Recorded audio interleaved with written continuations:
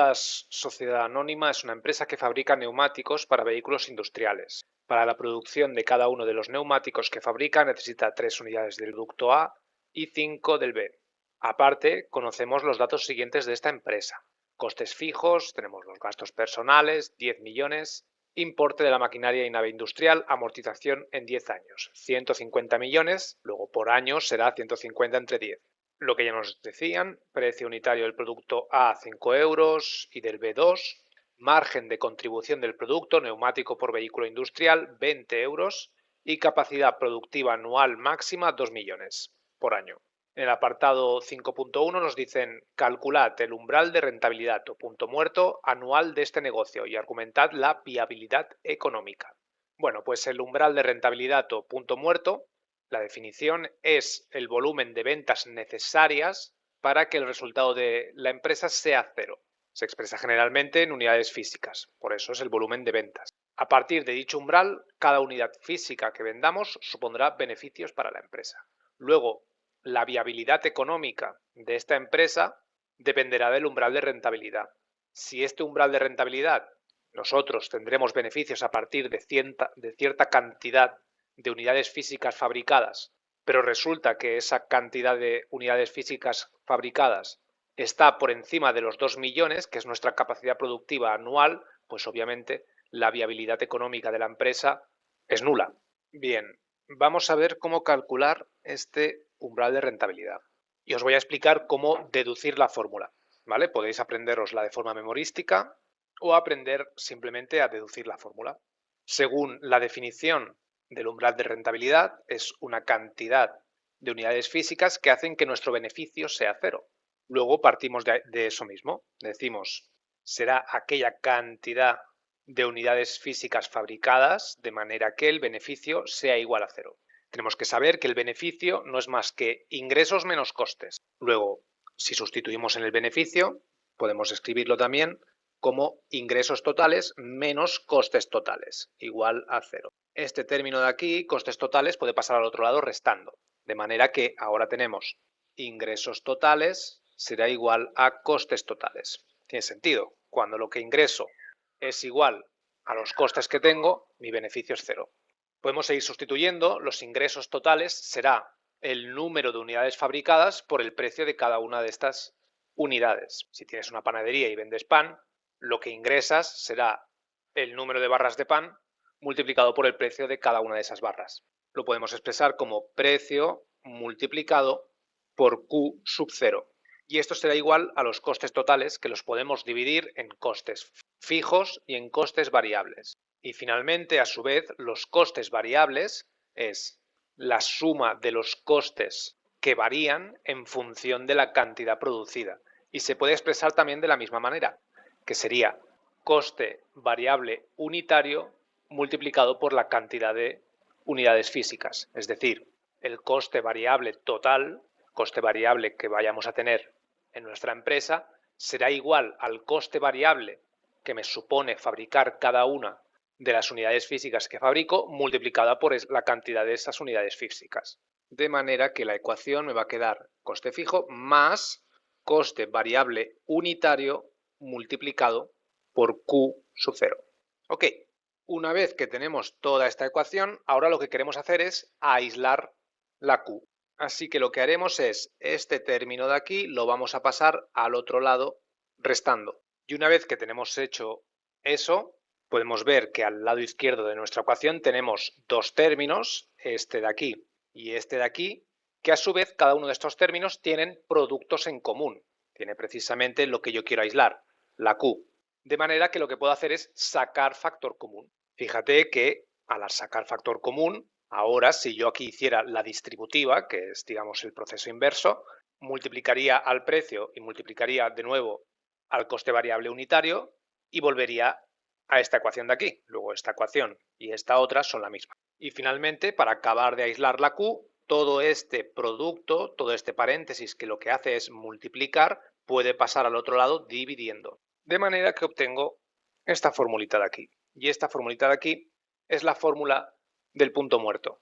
Así pues, para calcular este umbral de rentabilidad necesitaré el coste fijo, el precio y el coste variable unitario. El coste fijo, podemos ir aquí al enunciado y nos dice costes fijos, gasto de personal 10.000 euros anuales, perdón, 10 millones. Y el importe de la maquinaria y la nave industrial nos dicen que son 150 entre 10. Así pues, coste fijo 10 millones más 150 millones entre 10. Simplificar aquí y aquí, simplemente serán 15 millones más 10 millones, 25 millones. Tenemos ya los costes fijos, ahora vamos a calcular el precio. En el enunciado no nos lo dan, lo tenemos que calcular también. Si te fijas aquí, nos dan el margen de contribución del producto, que nos dicen que son 20. Margen de contribución del producto es el beneficio que le sacamos al producto teniendo en cuenta únicamente los costes variables. Su fórmula sería margen de contribución, lo ponemos así, va a ser igual al precio del producto, precio de venta, lo que ingresamos por cada producto en bruto, menos el coste variable unitario. Es decir, es el margen que le sacamos a cada producto sin tener en cuenta los costes fijos, solamente teniendo en cuenta los costes variables. Y esto nos dicen que es igual a 20. Y a su vez nos están diciendo, tendríamos que calcular, ¿no? Pues el coste variable unitario. ¿Cómo podemos calcular eso? Con estos dos apartados de aquí. El precio unitario del producto A y el precio unitario del producto B son productos que nosotros estamos comprando para fabricar nuestro producto. Nos están diciendo que para producir cada neumático necesito 3 unidades del A y 5 del B. Luego mi coste variable unitario es igual a 3 productos del A, que me dicen que vale 5 euros, más 5 unidades del B, que me dicen que vale 2. De esta manera tengo 15 más 10, 25. Y esto me lo llevaría aquí. De manera que lo que obtengo es que el precio menos 25 es igual a 20. Luego este 25 va a pasar al otro lado sumando, me queda que el precio es igual a 45. Tiene sentido, ¿no? Si yo le saco un margen, teniendo en cuenta únicamente los costes variables de 20 euros y el coste variable unitario es de 25, significa que el precio tiene que ser 45 para que yo tenga este margen, el de 20. Pues bien, fíjate que ya tenemos todos los ingredientes de nuestra receta. Tenemos el coste fijo, tenemos el precio y aquí, para sacar el precio, también he necesitado sacar el coste variable unitario, que también lo necesito. De manera que ya estoy en disposición de calcular nuestro punto muerto o umbral de rentabilidad. Simplemente sustituimos. En este caso ya lo voy a llamar PM de punto muerto. Punto muerto pues va a ser igual a 25 millones entre 45 menos 25, que obviamente es 20. Bien, echamos esa cuenta y me da 1.250.000 unidades físicas. Así pues, una vez que ya hemos calculado este umbral de rentabilidad que nos pedían que argumentáramos la viabilidad económica, sabiendo que la capacidad productiva anual máxima es de 2 millones y yo obtengo beneficios a partir del 1.250.000, pues la empresa tiene un margen de operación donde tendrá beneficios, por lo tanto es viable. Si este resultado nos hubiera dado sobre los 2 millones, significa que para empezar a sacar beneficios de mi actividad productiva debo producir más de lo que puedo hacer y por lo tanto obviamente no sería viable económicamente. En el apartado 5.2 nos cambian un poquito la situación, nos dicen el año siguiente el precio de venta del producto de Rodas Sociedad Anónima sube hasta los 50 euros para compensar el incremento de costes causados por la inflación. Si sabemos que el nuevo punto muerto de la empresa se establece en 1,5 millones de unidades, calculad, utilizando la fórmula del punto muerto, los costes variables de la empresa y el margen de contribución. En total, el total de costes fijos es el mismo que consta en el enunciado. En este caso nos están pidiendo que partamos ya de esa fórmula. Así que la cogemos y la ponemos por aquí. Y nos están diciendo que, en este caso, ahora nuestro punto muerto, esto lo quitamos, ponemos punto muerto, es de 1,5 millones. Además, también nos están diciendo que el precio ahora son 50. Y nos piden que calculemos el coste variable unitario sabiendo que nuestro coste fijo viene a ser el mismo, es decir, 25 milloncillos. Aquí me había dejado por poner costes variables unitarios, ponía costes variables a secas y no, es unitarios, ¿vale? Entonces nos están pidiendo que calculemos esto de aquí. Simplemente tenemos todos los ingredientes de la fórmula, debemos aislar el coste variable unitario. Como podemos ver, en el denominador tenemos dos términos que lo que hacen es dividir. Luego, entre paréntesis, puede pasar multiplicando y obtenemos 5 millones, viene a ser igual a 1,5 millones multiplicado por lo que venía a ser el denominador, 50 menos costes variables unitarios. Ahora podemos ver que este 1,5 millones está multiplicando, lo que puedo hacer es pasar dividiendo. Y lo que obtenemos es 25 millones entre 1,5 millones, podemos hacer ya esa cuenta, y obtenemos 16,67, pero lo vamos a dejar en fracción de momento. A mí me gusta redondear al final del ejercicio, ¿vale? 50 tercios, poniendo la fracción, pues lo que tiene son todos los infinitos decimales periódicos. Y de esta manera no acumulas errores al redondear una y otra vez. Redondeas al final y esto es igual a 50 menos el coste variable unitario. Finalmente tenemos este término que lo que hace es sumar, pues se va al otro lado restando, y 50 tercios menos 50 viene a ser menos 100 tercios. Finalmente simplificamos los signos y ya lo tenemos, coste variable unitario 100 entre 3. Y ahora aquí ya sí que podemos redondear.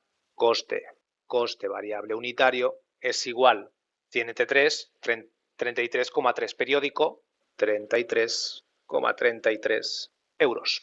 Estos 33,33 euros es lo que nos cuesta en este nuevo contexto fabricar cada uno de los neumáticos, teniendo en cuenta únicamente el coste variable. Nos dicen que es simplemente el producto A y el producto B. Vale.